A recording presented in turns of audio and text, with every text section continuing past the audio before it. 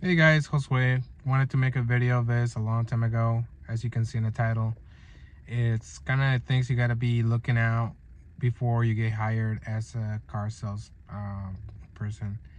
Just because I worked in a couple of dealerships, and I'm not saying all of them are the same, but they kind of operate kind of with the same principles. And really, I want you to, before you go in and invest and invest your time, put a lot of effort into the career. I'm not saying that, don't get me wrong, car sales is great. You can make great money. Only there's a few downsides for me was pretty much the schedule.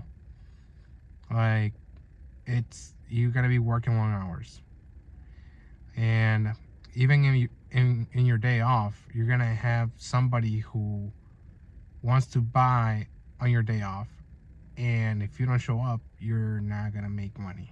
So just it's a great business, don't get me wrong. Again, I love car sales, I love cars in general, but don't get into the business for the wrong reasons. First, you know, a lot of people get into the business thinking they're going to be making life-changing money, thousands of dollars. But especially during these times, it's a little bit harder uh, to start.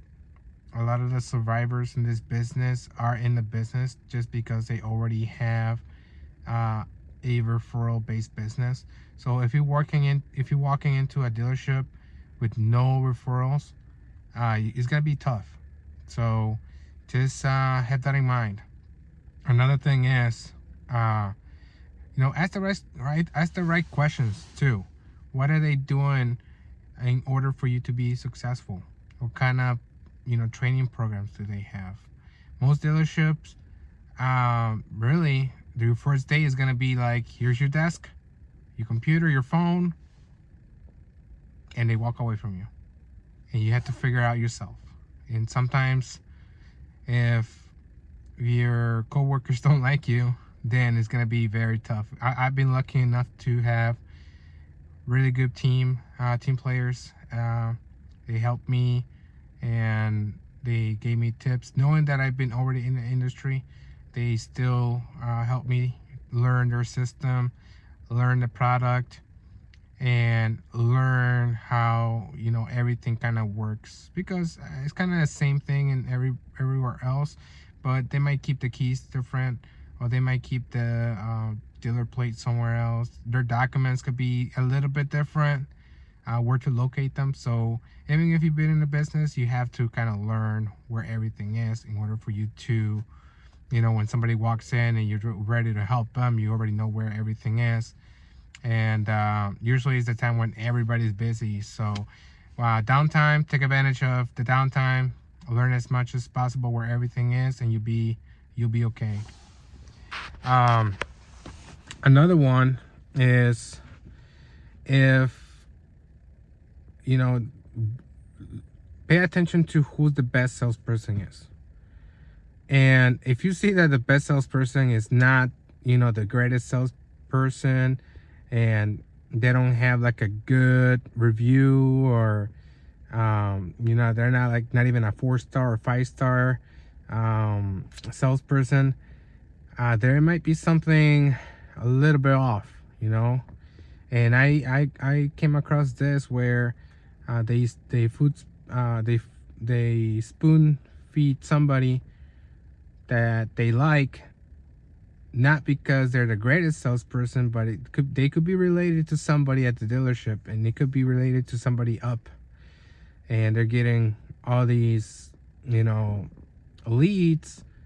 And if you're seeing that, run, because they're just gonna give you the leads that are not that are gonna take a lot of work, and you just don't want that. You don't want to spend a whole month somewhere where you're gonna be making less than minimum wage, and then figure out the third month that this is not for you. So yeah, something to look out for. If they don't give you a washout sheet, which is a breakdown of how much you made in a certain vehicle. That's another thing. You gotta get one.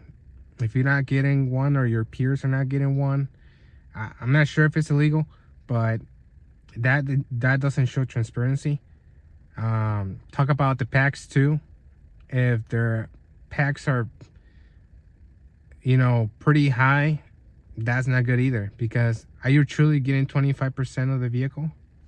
If they have like 3 packs in the car and service are, making all this money, then that's another downside, especially because right now new car sales are down, so you're really relying on the used car.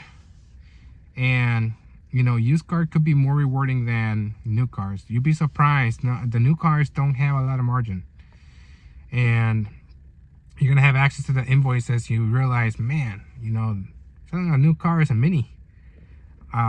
So talk about the Minis too, and talk about the bonus. Talk about how realistic it is to hit the bonuses, because if you never hit the bonuses and you're making all Minis, really it's gonna take you, if it's a $200 Mini, it's gonna take you 10 cars to make $2,000. And that's for a lot of dealerships, that's the draw. So if you see that, just ask the right questions, the pay, because that's, to me, that's the most important part. Culture could, you could be working at the nicest dealership, the most friendly dealership, but if you're not making money, then really it's not worth it. And I have a family, so that's why for me the money is number one. Number two, it is culture, and that's where I want to get to. It's a very competitive atmosphere, because you might be friends with your peers, your coworkers, your other sales consultants, but at the end of the day, we're competing to get the most leads. I was a little successful in the business because I was the first one trying to get the phone. I was the first one to greet the customer. A lot of these people don't even want to, especially the ones that have a referral based business, they don't want to get up. So take advantage of that. But if you're in a dealership where the majority of salespeople are new, it's gonna be tough too, because we're all in the same boat and we're all trying to do the same thing. So you're gonna be competing. That's the only one thing I really didn't like about it, is because you're not sure how fair the distribution elites are. You really you are really locked into the dealership marketing. So unless you're a really good person that does social media and your own marketing, you might be doing okay. You might get a couple deals here and there a month, and I seen that work as well. But like I said, I have nothing against dealerships. I have nothing against the industry overall. I think it's a good business. It's a good way to learn sales, because it's not easy, and it shows you what what are the principles and kind of the baseline of sales careers are, and then you can get another job at another type of sales. I hope everybody that are watching this video, this served you a little bit, helped you. Good luck with your journey, and until next time.